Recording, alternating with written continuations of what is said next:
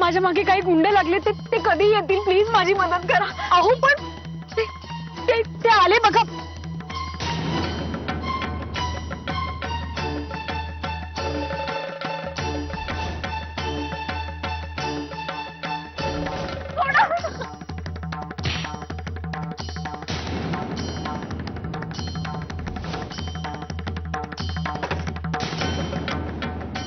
अहो मीच आहे.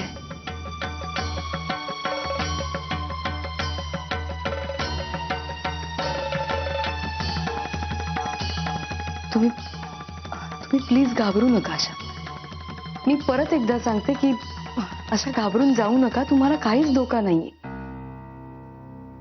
आणि आम्ही आहोत ना सगळे. चला बरं, तुम्ही नाश्ता करून घ्या. नाही, नकोय मला. अहो असं काय करताय? मला खरंच भूक नाहीये. अहो काल रात्री तुम्ही नीट जेवला नाही, आत्ताही तुम्हाला भूक नाही म्हणताय. हे असं नाही चालणार. निदान 2 घास तरी खाऊन घ्या.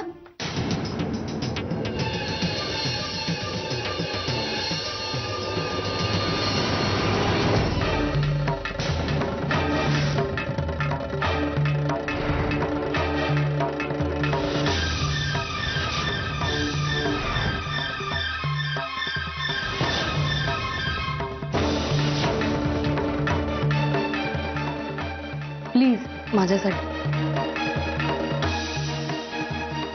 बहिणी, अगं नेत्रा,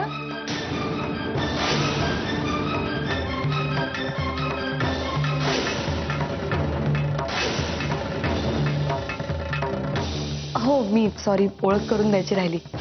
या मंजुषा होळकर काल रात्रीच आपल्याकडे आल्या आणि काही दिवस त्या इथेच राहणार आहेत.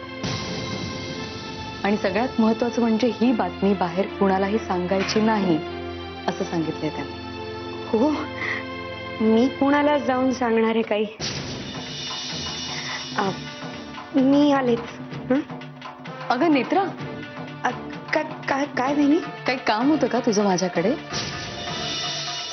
हो म्हणजे मी विसरले हो. दुसरं एक महत्वाचं काम आहे, ते आठवले, ते करून येते. हा, मी येते परत. हा, आलेच. ह्या कोण?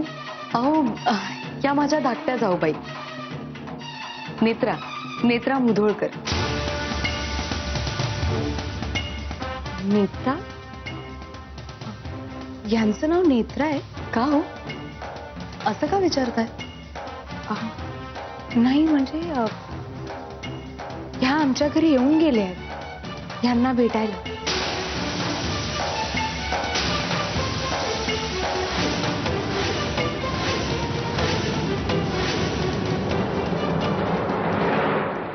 एक रिलॉक्स लावा. News channel news. हा, नेक्स्ट नेक्स्ट नेक्स्ट. न्यूजच नाही. आमच्या मिसेस मिसिंग झाले त्याची न्यूजच नाही, बातमी नाही. तुम्ही हो गंडा काय शोपीस म्हणून मानला का तांबडे बाबाचा हातात? काहीतरी करा साहेब. तुमचं वहिनी साहेबांवर लय प्रेम आहे वाटतं. मच प्रेम, पण त्याच्यापेक्षा तिच्याकडे जे आमचं सिक्रेट आहे त्याच्यात आमचं टू मच प्रेम आहे. आमच्या मिसेसला आमच्या समोर हजर करा. जित्ती तर जित्ती, नाही तर मेलेली. हा साहेब, मी करीन, प्रयत्न करीन. आत्ताच हाती आलेल्या माहितीनुसार स्टीवन इन्फोटेकचे मालक ग्रॅहम जॉन्सन यांनी कोल्हापूर नजीक एक नवीन प्रकल्प सुरू करण्याचा निर्णय घेतला. त्यांना या कामात भूसंपादन करण्यासाठी वसुधा एंटरप्राइजेस या नवीनच कंपनीने बरीच मदत केली असून ही या आर्थिक वर्षातील सर्वात मोठी गुंतवणूक मानली जाते. फोन लाव. त्या मुधोळकरला फोन लावा. अरे आवाज वाढतोय, फोन लावा मुधोळकरला.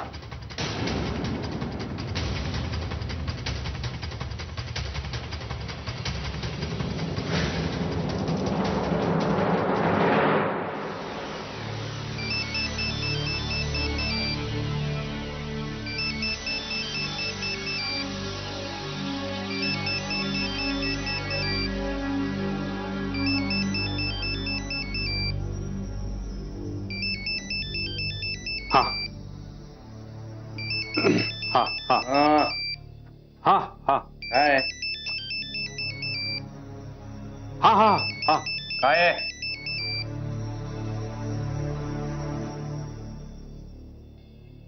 चालू आहे. म्हणजे आता ऐकू बी येईन असं झालंय काय तुम्हाला? ए तोंड सांभाळून बोल. तेच म्हणतोय मी. हा अहो, कवा धरणं फोन वाजतोय आपला, म्हणजे तुमचा एकट्याचा. तुम्ही काय फोन उचलायचं नावच नाही हो. दादा माझं डोकं काय लागले ना. हा अगं आहे का सत्यजितराव बी फोन उचलना झालं बघा. आहे मला विचारणार तू कोण रे? झालं का दादा साहेबांनी सत्यजित साहेबांना पण फोन केलता, त्यांनी बी फोन उचलला नाही राव. आहे का मिळाला निरोप. चल निघ. काय म्हणतो अरे एकदा फोन करा ना दादा साहेबांना. काय हा विषय ना संपून टाका एकदाचा, आता वेगळा करून टाका. हा माझं डोकं खात बसते तो. मग ते काय म्हणले ते काय बरं ते तुमच्या नाकर्तेपणामुळं त्या विदेशी गोऱ्याचं काम तुम्ही हातातून घालवलं म्हणे. बघा आहे का आता कंपनीला किती मोठी नुकसानी झाली. हा मला काय वाटतं माहिती का ते दादासाहेब आहेत ना त्यांनी त्याच्यामुळं बहुतेक तुमच्या हजामतीचा विषय हातात घेतलेला असणार. अरे जानभर तुझा पगार किती, तू बोलतो किती? हा मी दादाचा फोन उचलायचा का नाही हे सांगणं तुझं काम आहे का? नाही ना. तुला तो कारचा गेम आणून दिलाय ना, त्यात काही स्कोर करता येतो का बघ. चल निघ. नाही पण परत दादाला काही निरोप सांगू. दादांना सांग विहंग भोसलेचा मूड नाहीये फोन उचलायचा. एक हा म्हणजे आता कसं हे सांगितल्यानंतर मला स्कोर बी सांगता येईल. चल. हा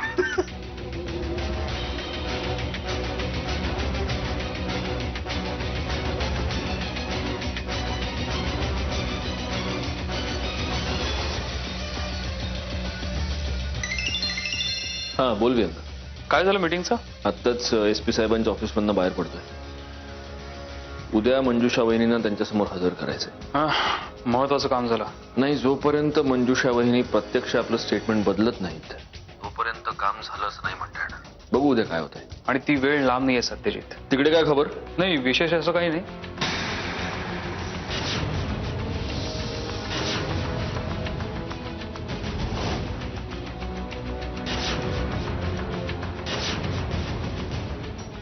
ओके बाय.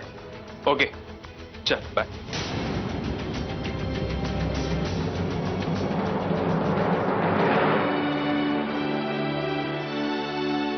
अहो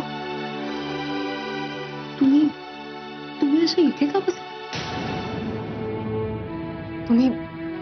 तुम्ही प्लीज अशा घाबरून जाऊ नका. मी तुम्हाला सांगते तुम्हाला काहीच होणार नाही. इथे तुम्ही पूर्ण सुरक्षित आहात. तुमच्या केसाला सुद्धा धक्का लागू देणार नाही. आणि यांनी शब्द दिलाय ना तुम्हाला, मग यांच्या शब्दावर विश्वास ठेवा प्लीज. त्यांना जर कळलं ना की मी इथे तर अनर्थ होईल. तुम्ही प्लीज मला जाऊ द्या इथून. खरं तर मी त्यांच्या तावडीतनं सुटतानाच विचार करायला पाहिजे होता की मी घरातनं बाहेर पडते पण जाणार कुठे. ते मला शोधत इथे येऊ शकतात आणि जर ते इथे आले तर तुम्ही मला प्लीज इथनं जाऊ द्या. या घरावरचं खूप मोठं संकट टळेल. हे बघा तुम्ही आधी हा विचार करणं थांबवा प्लीज. मी सांगते तुम्हाला काहीच होणार नाही. आणि हे गेलेत ना SP साहेबांना भेटायला, मग काळजी नका करू. सगळं व्यवस्थित होणार आहे. फक्त तुमच्या मनातली भीती तुम्ही काढून टाका. तुम्ही कुठेतरी मन रमवा तुमचं, म्हणजे बरं वाटेल तुम्हाला. तुम्ही बाहेर आईंशी बोलता का? चला बरं आईंशी बोला, आत्याशी बोला, म्हणजे तुम्हाला बरं वाटेल. आणि असंही मी तुम्हाला जेवायला म्हणूनच बोलवायला आले होते. चला उठा आपण बाहेर जाऊ. चला.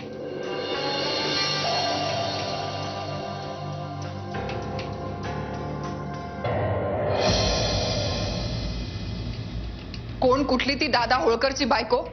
तिचा आपल्या घराशी काय संबंध आहे? का आणलाय मंजिरीने तिला इकडे? आणि त्यात सत्यजितही तयार झाला तिला इकडे ठेवून घ्यायला. म्हणजे काय? प्रिया आधी तू शांत हो. मावशी कशी शांत होऊ मी? या घराची चिंता आहे मला. तो माणूस किती पाताळ यंत्रीय आपण बघितलंय ना. इथे या घरात येऊन सत्यजितचा अपमान करून गेला तो. त्याला धमकी देऊन गेला. सत्यजित आणि मंजिरीच्या बाळाला अंत्ययात्रेला पाठवतात ना, ते पुष्पचक्र पाठवलं त्यांनी. नंतर आजीनी जो त्याचा अपमान केला, त्याचा सूड उगवायला इथे येऊन एवढं काही करून गेला, तरीही तुम्हाला कळत कसं नाहीये तो किती घाणेरडा माणूस आहे. आणि मावशी, त्याच्या बायकोला आपण आपल्या घरात आश्रय दिलाय. म्हणजे तूच विचार कर, आता तो काय करेल आणि काय नाही याचा नेम नाहीये. मावशी, मंजिरीची परिस्थिती आता काय आहे तुला माहितीये? त्यात एखादं मोठं संकट या घरावर आलं तर आपण काय करणार आहोत ग? हे बघ, होत्याचं नव्हतं व्हायला वेळ लागणार नाही. प्रिया, मला कळतंय ग सगळं, पण तू नको याची काळजी करूस. माझा सत्यजितवर पूर्ण विश्वास आहे, अगदी स्वतःपेक्षा जास्त. उद्या कुठलीही परिस्थिती ओढवली ना तरी सत्यजित मध्ये ते संकट परतवून लावायची ताकद आहे आणि आत्मविश्वास सुद्धा.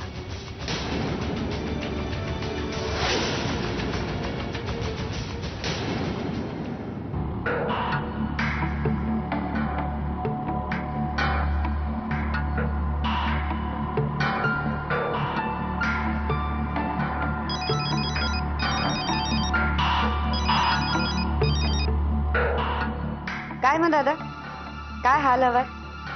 ठीक आहे ना सगळं? काय ते चट चट चट चट बोलायचं फालतू वेळ नाही. असं काय करताय दादा? एरवी जेव्हा आम्ही अशा अडचणीच्या परिस्थितीत असतो तेव्हा तुमची सगळी नौटंकी शांतपणे ऐकून घेतो ना आम्ही. मग हे असलं फालतू बोलायचं असेल तर फोन लगेच ठेवायचा आणि पुढच्या वेळेस फोन करायला तोंडात जीभ राहणार नाही. असं काय करताय दादा? अहो, मी काळजीने फोन केला. तुमची बायको हरवली आहे ना, सापडली का हो? का मी काही मदत करू? म्हणजे हो, काय ते स्पष्ट बोला. तुमची बायको. हॅलो, वाच गेली का तुमची?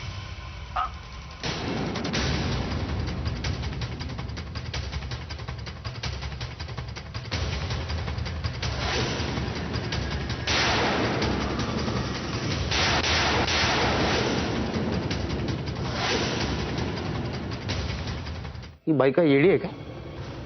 हा? आमचा फोन कट करते आणि वर फोन स्विच ऑफ करून ठेवते. त्याला आम्ही देखण्यात आहे म्हणून कौतुक करायचं आणि याने आमचा फोन कट करायचा, फोन बंद करायचा. बाबा, तांबडे बाबा काय चाललंय? तांबडे बाबा काय चाललंय तुमच्या राज्यात? फोन कट आमचा, भल्याची दुनियात नाही राहिले. साहेब, त्याने असा सहज फोन केला असेल. नाही संखे,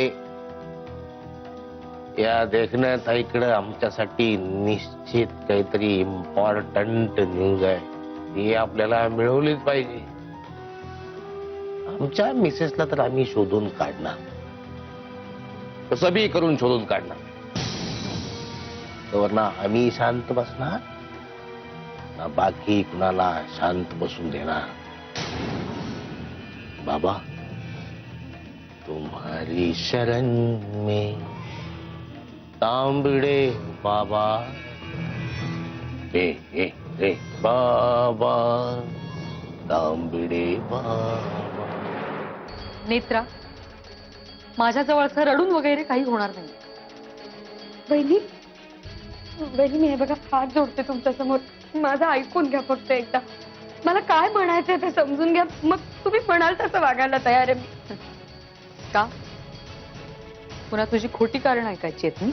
आई वहिनी, मी खरंच सांगते, आता तुम्हाला एवढं सगळं कळल्यावर मी खोटं का बोलीन तुमच्याशी? वहिनी, मी जे काही केलं त्याच्यात माझा कुठलाच स्वार्थ नव्हता. मी कुठल्याच वाईट हेतून हे सगळं नाही केलं. मी हे सगळं गौरांसाठी केलं. गौरवचा जीव वाचवण्यासाठी मी मी माझा बळी दिला. बहिणी, मी जर घरातल्या आणि ऑफिस मधल्या बातम्या दादा होळकर पर्यंत पोहोचवल्या नाहीत तर त्यांनी गौरांगला जीवे मारायची धमकी दिली होती. बहिणी, तुम्हाला माहितीये माझं गौरांगवरती किती प्रेम आहे आणि मी त्याच्यासाठी काहीही करू शकते. हे दादा होळकरला कळल्यावर त्यांनी धमकी दिली गौरांगला मारायची आणि माझ्याकडनं हे सगळं करून घेतलं. काय नेत्रा, अगं तू काय बोलतेस? तुला कळतंय ना? जर एवढा मोठा प्रॉब्लेम होता तेव्हा तू त्याच वेळी यांच्याशी का नाही बोललीस? मला हे सगळं कळेपर्यंत खरंच खूप उशीर झाला होता. नेत्रा, आजपर्यंत यांना बिझनेस मध्ये जे काही नुकसान झालंय ते फक्त आणि फक्त तुझ्यामुळे झालंय. शत्रुत्व म्हणून बिझनेस पर्यंत समजू शकते का मी, पण त्या दुष्ट माणसाची वाईट नजर माझ्या बाळापर्यंत गेली आणि हे मी नाही सहन करू शकत. नाही वहिनी, मी खरंच सांगते, तुमच्या बाळाविषयी मी खरंच काही वाईट नाही वागले. मी काही नाही सांगितलंय दादा होळकरांना बाळाविषयी, पण त्याच्या आधी सगळ्या ज्या चुका झाल्या माझ्या हातून त्या मी नाही नाकारत आहे. पण वहिनी, प्लीज मला समजून घ्या, मला माफ करा. चुकलेल्याला सुधारण्याची किमान एक संधी तरी द्यायला पाहिजे ना वहिनी. नेत्रा, तू चूकच एवढी मोठी केलीस ना की आता जो काही निर्णय घ्यायचा असेल तो हेच घेते. मी पाया पडते तुमच्या. हवं तर भीक म्हणून मला माफ करा. माझ्या आणि गौरांच्या आयुष्याचा प्रश्न आहे वहिनी. प्लीज सत्यजित दादांना याच्यातलं काही सांगू नका. वहिनी, चुकलेल्या माणसाला सुधारायची एक संधी किती महत्वाची असते हे तुमच्यापेक्षा जास्त कुणाला कळेल. काय झालं?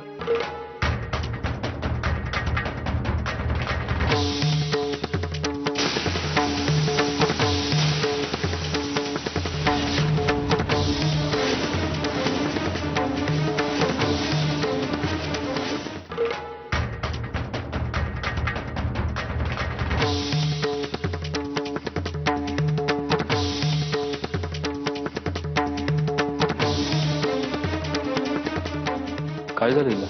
रडते कशी?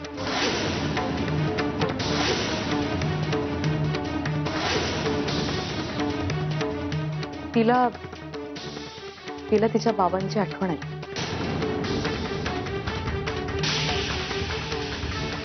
त्या मंजुषा वहिनी कुठे? त्या आईंच्या रूम मध्ये. त्यांना मीच म्हणाले की जरा इतरांशी बोललात तर बरं वाटेल म्हणून मग त्या आईंच्या रूम मध्ये गेल्या.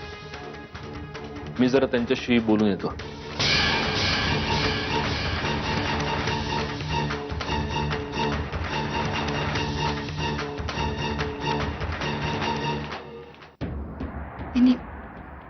थँक्यू. मी खरं तर जीवनदानच दिलंय मला. मी वचन देते तुम्हाला, पुन्हा माझ्याकडून अशी चूक कधीच होणार नाही. नेत्रा, मी यांना काहीही सांगितलं नाही याचा अर्थ असा होत नाही की मी तुला माफ केलंय. माणसाच्या हातून चूक होते आणि त्याला सुधारायची संधी मिळायलाच हवी, जी मी तुला दिली आहे. पण माझ्या अशा वागण्याला जर मूर्खपणा समजणार असशील आणि याचा गैरफायदा घेण्याचा विचार करत असशील ना, तर मला तुझ्याबद्दल विचार करावा लागेल. आणि ही काय तुझी पहिली वेळ नाहीये. या आधी सुद्धा तू प्रिया आणि यांच्याबद्दल माझ्या मनात गैरसमज पसरवण्याचा प्रयत्न केला होता आणि तेव्हा सुद्धा तुला मी माफ केलं. पण आता नाही. ही मी तुला दिलेली शेवटची संधी होती. यानंतर अशी संधी तुला पुन्हा मिळणार नाही, कळलं? तुम्ही ज्या विश्वासाने ही संधी मला दिली आहे त्या विश्वासाला मी तडा नाही जाऊ देणार. त्याच्या पुढे माझ्याकडनं अशी चूक नाही होणार बाई. मी वचन देते तुम्हाला.